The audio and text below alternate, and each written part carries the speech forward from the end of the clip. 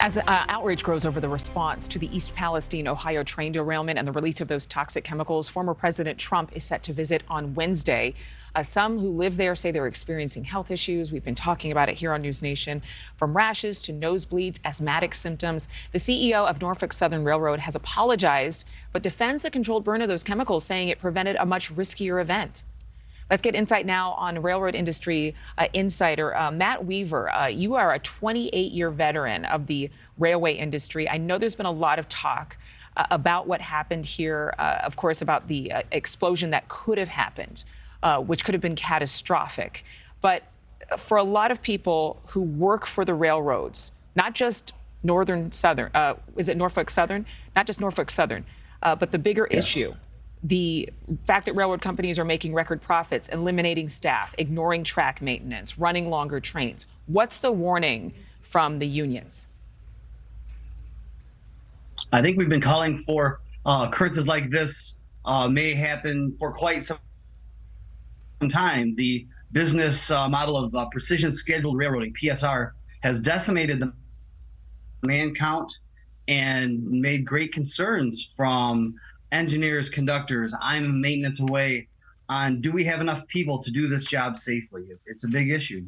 It's a big issue, but it seems as though it's not being a priority. It's not a priority to the Department of Transportation. Why do you think that we're not hearing anything from them?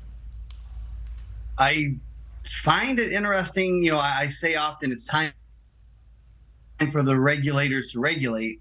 But how do we push for them to have like a man count? How do we push for them to have enough people to do the work? It's an interesting dynamic. You know, in capitalism, you know, unbridled capitalism is a corrupted disease, and we need good regulation, and we need public servants to serve the public. We you know, campaign finance and lobbying rule the day in this nation, and I'd like to see the people be served by our government. You know, we're seeing images of dead fish in the local creeks and streams due to this railway situation in East Palestine.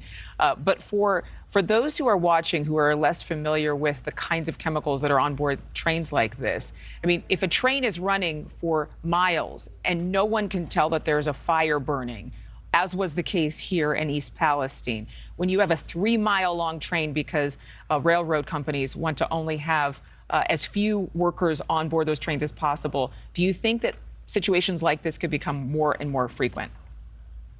And that's exactly what the group Railroad Workers United has been predicting. RailroadWorkersUnited.org, we're seeing the results of the consequences of limited regulation, rolling back laws, less workers. We've lost 30% of rail labor in the last 8 or 9 years.